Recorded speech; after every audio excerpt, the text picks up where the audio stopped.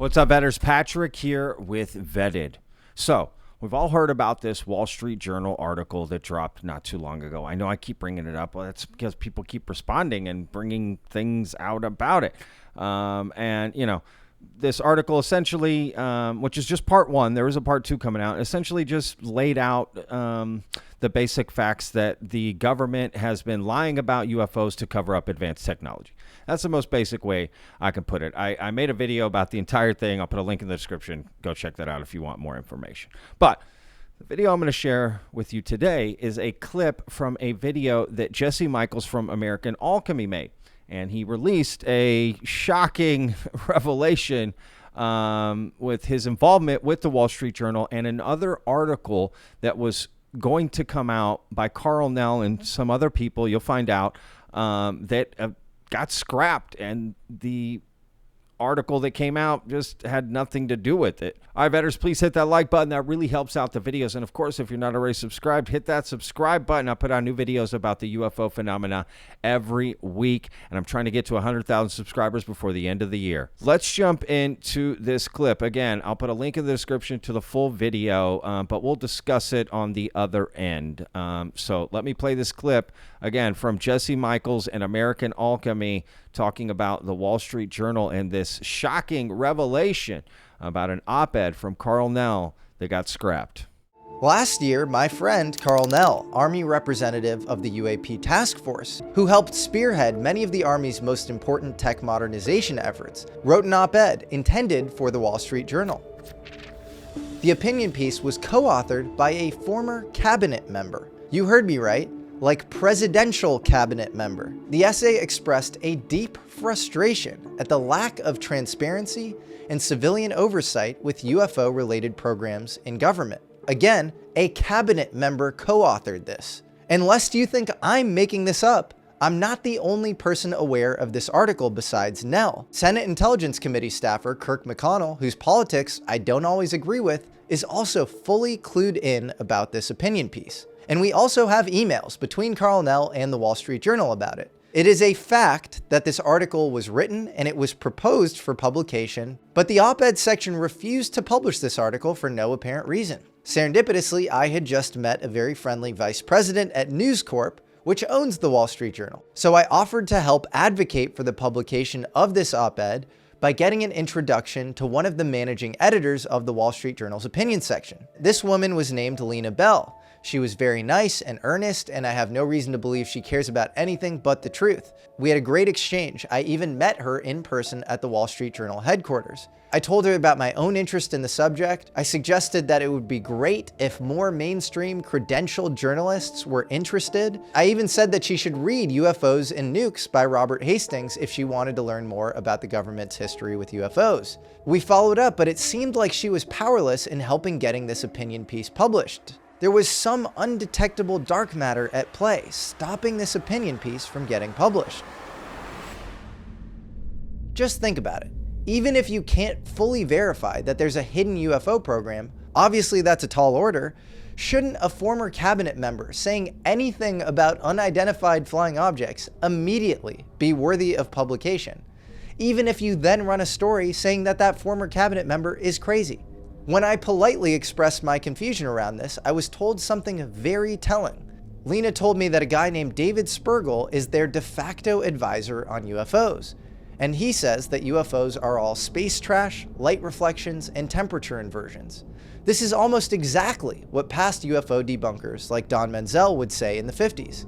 First of all, the objects are not unidentified. We know what they are. Menzel happened to hold extremely high clearances at the NSA, CIA, and Navy. He was also caught destroying astronomical records by fellow astronomer Dorit Hoffleit, as she documents in her biography. In 1953, Don and Menzel also stopped the astronomers at Harvard to carry out their very famous sky survey where they were monitoring the entire sky. He also had apparently some more later episodes of plate destruction, I've heard. But I digress. Who is this David Spergel? The head of the Simons Foundation, a guy named Dr. David Spergel, he was tapped to be the chair of the NASA UAP working group. Yeah, a working group that sort of says, nothing to see here. Like, we'll keep an open mind, but there's probably nothing here, which I find interesting. Yeah, I mean, I don't know. I have no smoking gun. It just seems quite a curious set of coincidences.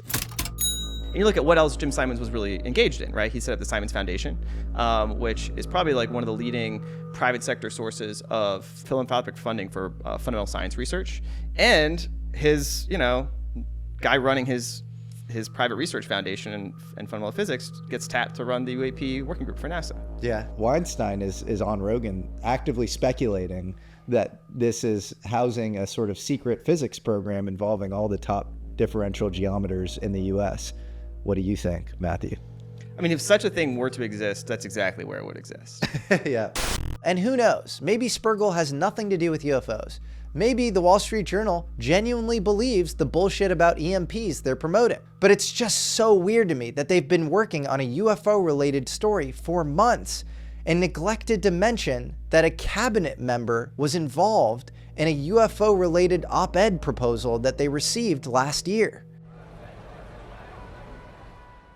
So I have to admit, this is an interesting revelation. Let me steelman this back so to make sure that we all understood this correctly, right? I basically heard that Jesse tried to work with the Wall Street Journal to get an op-ed by Karl Nell pushed, right? And to get them to take it seriously, this topic. And instead, they ignored all that, scrapped that, and put out this other article lambasting the UFO community and basically just blaming it on decades of hazing, rituals, and lies from the Air Force, more or less, right?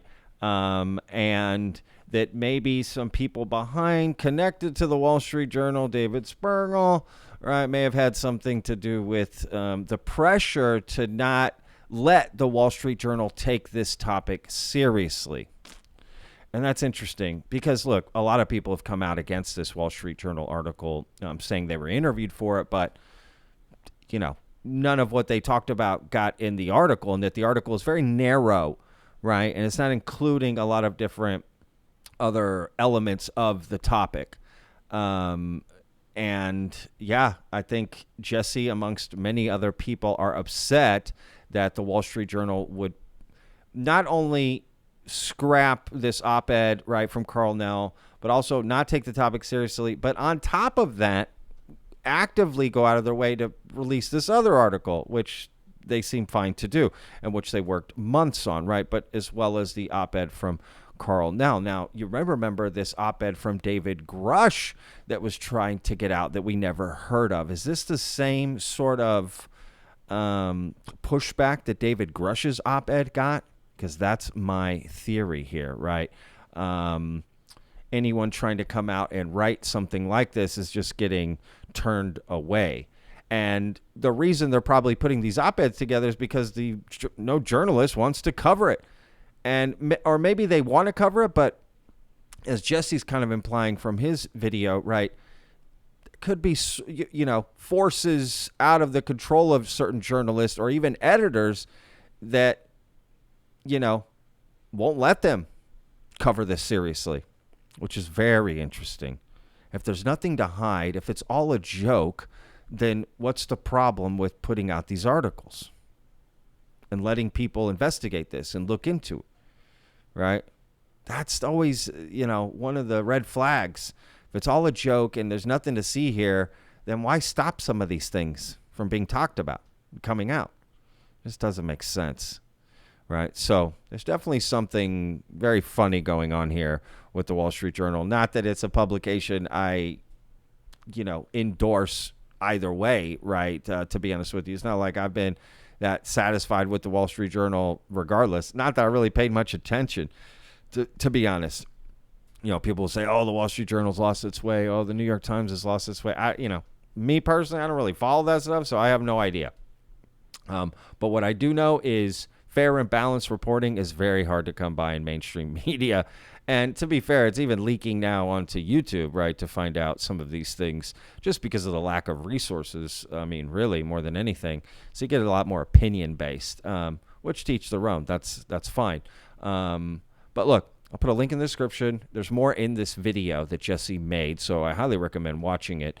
But let me know what you think. Are these op-eds, like including David Grush's, Karl Nell, is there some bigger force behind mainstream media keeping some of these publications from coming out? And why does the Wall Street Journal not want to take this seriously? Why put out this, quote, hit piece, right, which, again, there's a part 2 coming, and not do the op-ed as well from Karl Nell? I mean, it would be an op-ed.